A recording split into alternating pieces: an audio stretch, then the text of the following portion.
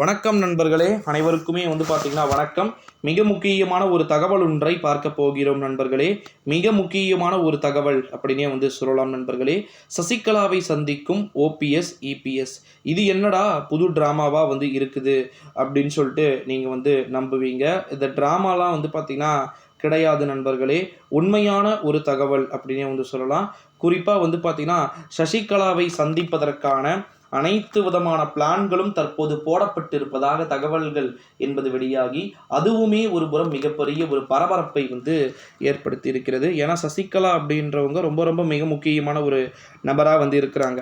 ஓபிஎஸ்ஸாக இருக்கட்டும், இல்லை இபிஎஸ்ஸாக இருக்கட்டும், இல்லை எக்ஸ்டர்னரியாக இருக்கட்டும், ஓகேங்களா, ரொம்ப ரொம்ப மிக முக்கியமான ஒரு பர்சனாக பார்த்தீங்கன்னா இருக்கிறாங்கன்னு வச்சுக்கோங்க. இந்த ஒரு சூழ்நிலையிலே நம்முடைய தமிழ்நாட்டில் வரப்போகிற 2024ஆம் ஆண்டு நாடாளுமன்றத்துடைய தேர்தல் ஒரு புறம் வெற்றிகரமாக முடிச்சிருக்கிறாங்க.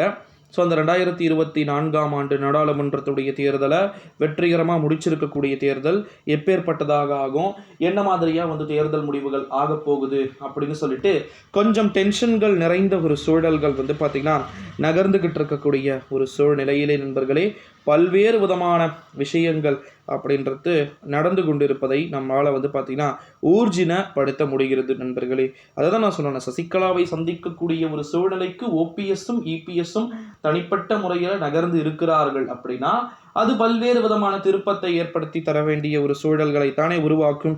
ஓகேங்களா. ஸோ அது மட்டும் இல்லாமல் இன்னொரு ஒரு மிக முக்கியமான ஒரு தகவல் என்ன அப்படின்னா, நம்முடைய தமிழ்நாட்டை பொறுத்த வரைக்கும் சசிகலாவை சந்திக்க வேண்டிய ஒரு சூழலுக்கு தனிப்பட்ட முறையில் ஓபிஎஸ்ஸும் இபிஎஸ்ஸும் பார்த்திங்கன்னா ரெண்டு பேருமே தவறு தான் செஞ்சுருக்கிறாங்க. முடிஞ்சால் எல்லாம் ஒரு அணிதானே, அம்மா சாப்பிட்டீங்களா, அம்மா துணி துவைச்சிங்களா, அம்மா காய்கறி கட் பண்ணிங்களா அப்படின்னு சொல்லிட்டுலாம் நான் கேட்பேன் அப்படின்ட்டு அழுது கொண்டே ஆஸ்கர் அவார்டை வாங்க முனைந்தவர் தானே சின்னம்மா.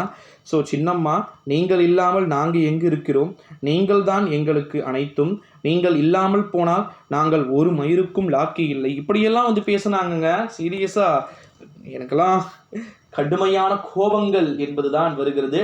இந்த ஒரு சூழ்நிலையிலே ஓபிஎஸ்ஸை பார்த்திங்கன்னா சந்திக்கிறதுக்கான வாய்ப்புகளும் சசிகலாவை சந்திக்கிறதுக்கான வாய்ப்புகளும் மற்றவர்கள் எல்லாருமே பார்த்திங்கன்னா தனிப்பட்ட முறையில் ஒரு விதமான பிளான்களை போட்டு வைத்து கொண்டிருப்பதா தகவல்கள் என்பது வெளியாகி கொண்டிருக்கக்கூடிய ஒரு சூழ்நிலையிலே நண்பர்களே, உண்மையில் அதற்கான சான்சஸ் அப்படின்றது இருக்குமா என்பது தான் இங்கு பல பேருடைய கேள்வியாக இருக்கக்கூடிய ஒரு விஷயமாக பார்க்கப்பட்டு கொண்டிருக்கிறது.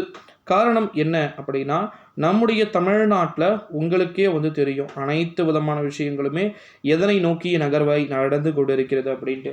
அதிமுக ஓபிஎஸ் இபிஎஸ், இபிஎஸ் ஓபிஎஸ், நோ ஐபிஎஸ் இப்படின்னு சொல்லிட்டு தொடர்ந்து நிறைய விதமான விஷயங்கள் என்பது பேசப்பட்டு கொண்டிருக்கக்கூடிய ஒரு சூழ்நிலையிலே சசிகலாவை சந்திக்கக்கூடிய ஒரு சூழல்கள் அனைத்தும் பார்த்திங்கன்னா நடந்து அரங்கேறும் அப்படின்னு சொல்லிட்டு சில எதிர்பார்ப்புகள், மிஞ்சிய எதிர்பார்ப்புகள் இருப்பதாகவே நமக்கு தகவல்கள் அப்படின்றது வெளியாகி கொண்டிருக்கக்கூடிய ஒரு சூழ்நிலையில தான் சசிகலாவை சந்திக்க வேண்டிய ஒரு சூழலுக்கு நிறைய பேர் உட்பட வாய்ப்புகள்